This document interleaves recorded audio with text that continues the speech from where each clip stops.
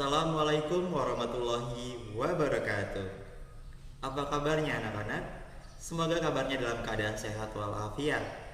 Jumpa lagi dengan Kak Dodo dalam belajar IPA. Hari ini kita akan mempelajari mengenai reproduksi pada hewan.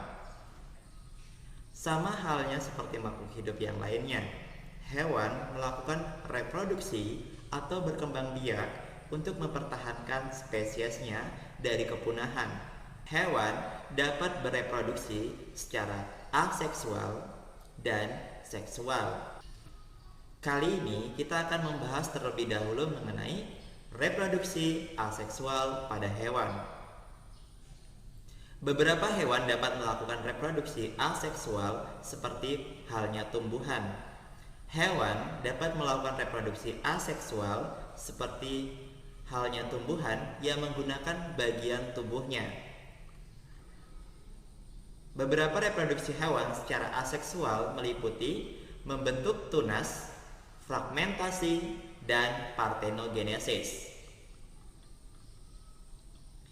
Membentuk tunas.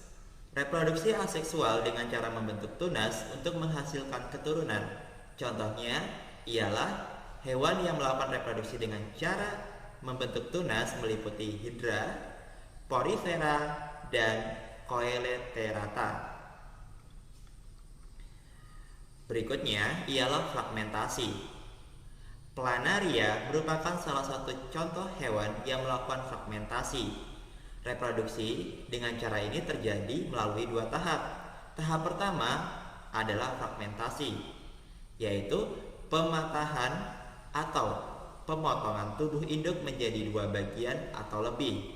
Selanjutnya terjadi tahap regenerasi, yaitu setiap potongan tubuh induk tersebut membentuk bagian tubuh lain yang tidak ada pada bagian tersebut. Pada akhirnya, setiap potong tubuh tersebut akan membentuk individu baru dari bagian tubuh yang lengkap seperti induknya. Berikutnya, kita akan membahas mengenai partenogenesis. Apa sih partenogenesis itu? Partenogenesis secara alami dapat terjadi pada hewan seperti lebah, semut, tawon, kutu daun, dan kutu air. Pada hewan tertentu, misalnya lebah, ovum yang dibuahi akan tumbuh dan berkembang menjadi lebah betina. Sedangkan yang tidak dibuahi akan tumbuh menjadi lebah jantan. Lebah betina bersifat steril dan memiliki tugas sebagai pekerja dalam kawanan lebah. Lebah jantan bersifat fertil.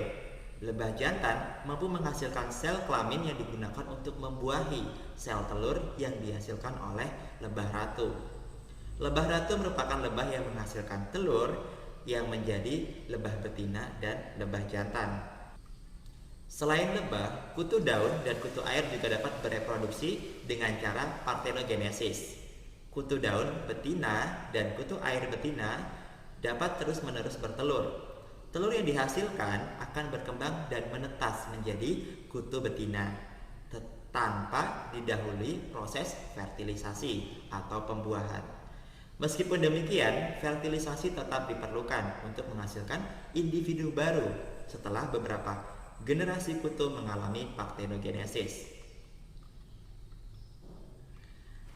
Demikianlah penjelasan mengenai reproduksi aseksual pada hewan. Berikutnya, kita akan membahas mengenai reproduksi seksual pada hewan.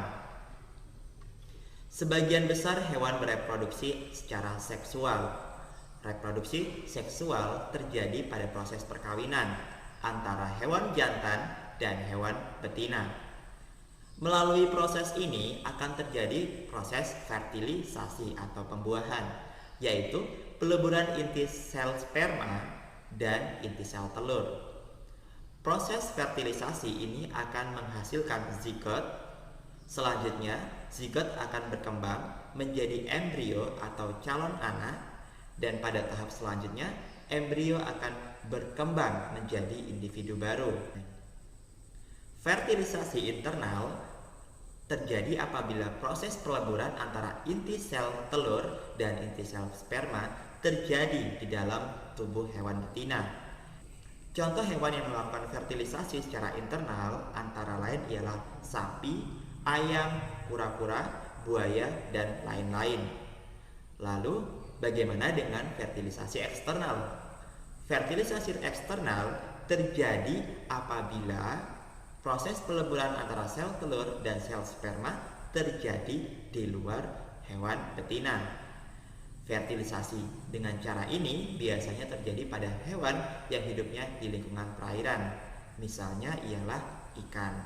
Jadi, perbedaan antara internal dan eksternal ialah ketika fertilisasi internal terjadi peleburan di dalam tubuh hewan betina, sedangkan eksternal terjadi di luar tubuh hewan betina. Berdasarkan cara perkembangan dan kelahiran embrionya, hewan yang bereproduksi secara seksual dibagi menjadi 3 jenis. Yang pertama adalah vivipar, yang kedua adalah ovipar, yang ketiga ialah ovovivipar. Yang pertama ialah hewan vivipar. Hewan vivipar disebut juga hewan beranak. Hewan ini memiliki embrio yang berkembang di dalam rahim induk betinanya dan akan dilahirkan pada saat umurnya sudah mencukupi. Hewan yang baru dilahirkan memerlukan nutrisi. Sayangnya, karena pencernaan bayi hewan belum kuat, maka diperlukan makanan yang mudah dicerna. Contoh dari hewan yang beranak atau vivipar ialah kucing. Berikutnya kita akan membahas mengenai hewan ovipar.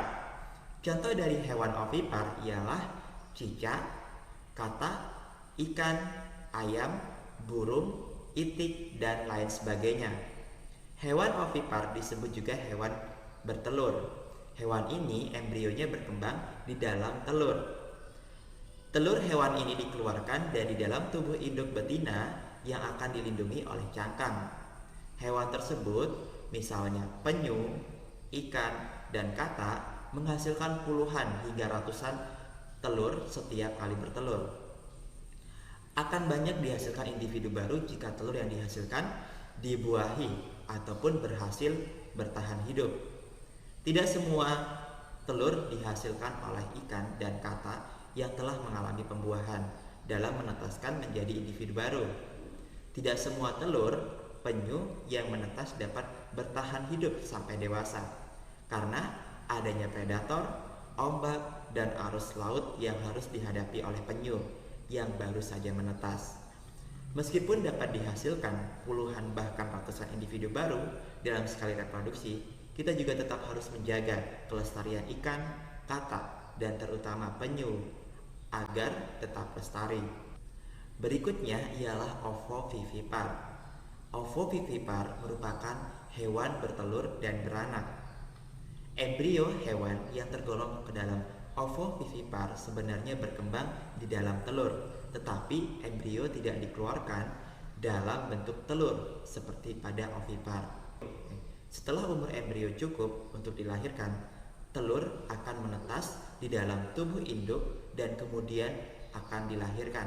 Contoh dari hewan ovovivipar antara lain adalah kadal dan sebagian jenis ular. Demikianlah penjelasan mengenai reproduksi pada hewan. Sampai bertemu kembali pada materi berikutnya. Saya akhiri. Wassalamualaikum warahmatullahi wabarakatuh.